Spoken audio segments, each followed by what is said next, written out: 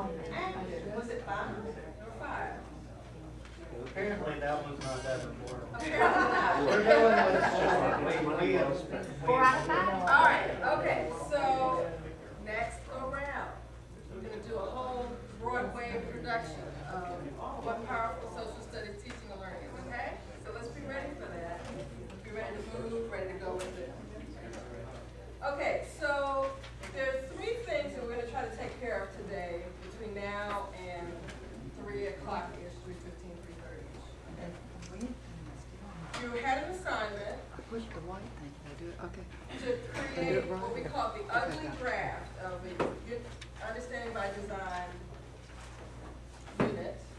From that draft, a lesson that you deliver to your students, and then a reflection on what happened, or what didn't happen, or what your disappointments were, or what your surprises or joys were from that lesson. There's a reminder that went out about that. And today we're going to work in small groups to share what that assignment was with your peers. Is this a complete surprise to everybody in this room?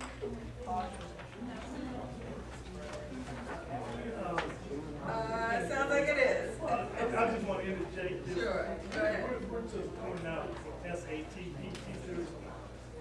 They're doing now Common Core assessment, and now they're doing Common Core lesson. We have like 4 teachers that teach SAT course. And what they're doing in our school is making the teachers sit down and develop a common lesson plan, common assessment, and a common non-use exam.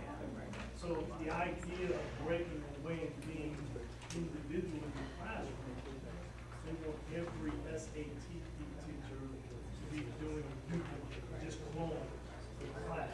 Right. And then the other thing that 11th grade teachers are facing this year is a brand new test. So this test prep has probably already started. So I understand all of that. And, you know, as we've said multiple times, this is free space, this is adult playground space, this is a place where we do not judge, right? Where hopefully we recapture the joy that we have about history and the teaching of history. And so even in the setup for this afternoon, we're going to offer you a strategy for how you can assess the work that people did, for people who did through the UBD unit lesson and who are sharing it with their partners, a way to give feedback for that.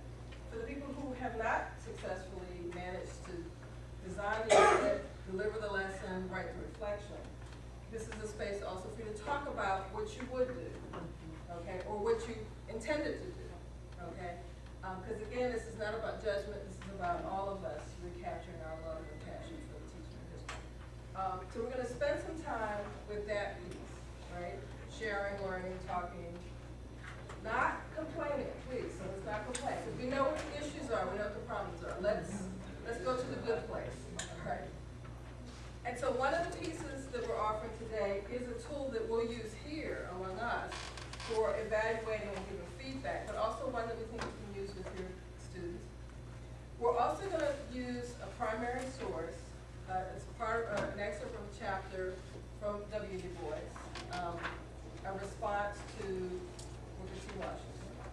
And we're offering 2 pieces to that. How to code text, how you go through and read text using certain codes to evaluate what you're reading.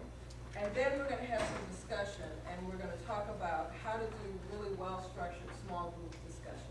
Both tools, the coding of the text and the structuring of small groups, are again pieces that you can use with your own students, but we're going to use them here partly as a contrast to what happened this morning, where Larry said, okay, do this, do that, and figure out the task and figure out the roles, right? Which is a very unstructured and free way of doing small group discussion. Counterposed with a more structured way, and then we'll do some debriefing about which you think will work better with your students and why, which is harder for you as a teacher and why. So that's what we're trying to get to over the next couple of hours here. A lot of small group work, some larger work. Let me first distribute the handout for what is called the critical response process. Just take one, pass it around. I'll give you a little bit of background about that. Liz Lerman is a choreographer. She's MacArthur Genius Grant Award winner. She believes that all of us are dancers, right? No matter what state our bodies are in, no matter how many left feet we say we have, etc. And that's partly, well, she was a genius, I guess. She designed this process for artists, but it's now morphed and is used by a lot of different people in a lot of different contexts. And I believe that teachers are artists, right? You're artists in the way that you create learning experiences for your students. And you're artists in the way that you think about your work and how you bring different pieces together to bring something alive. And so there are three roles or three things that happen in this critical response process that I think we can apply to the way we look at the lesson plans our peers have come up with. So one is that the person who's the artist, the person who designed the lesson in this case, presents their work. They describe what their intentions were, describe what happened, talk about some of the elements of how the lesson fits into a larger UDD unit, right? This is what you'd be doing, assuming that you have managed, you were successful in a completed design.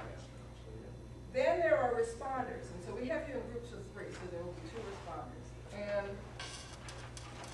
the responder says, okay, well, no, so then after the artist offers their work, then the artist also asks questions and says, okay, so this is what I did, this is what my intention was, but I still have these questions. I have questions about whether I used the right primary source, or whether I should have used a different kind of activity, or I have a question about whether this took too long, or whether it was worth the effort. Or so the person puts out their questions, and it's a way of stating some vulnerability about the work that you've just done. The responders then ask neutral questions. So you may see something as the person is presenting that says, what? Why would they do that? Oh, that was dumb. Right? But you're not going to ask it in that way, right? You're going to ask a neutral question that says, what were your ideas when you decided to use that particular primary source? Or you made a choice about using small group instead of large group for that part of the lesson. Can you say more about that?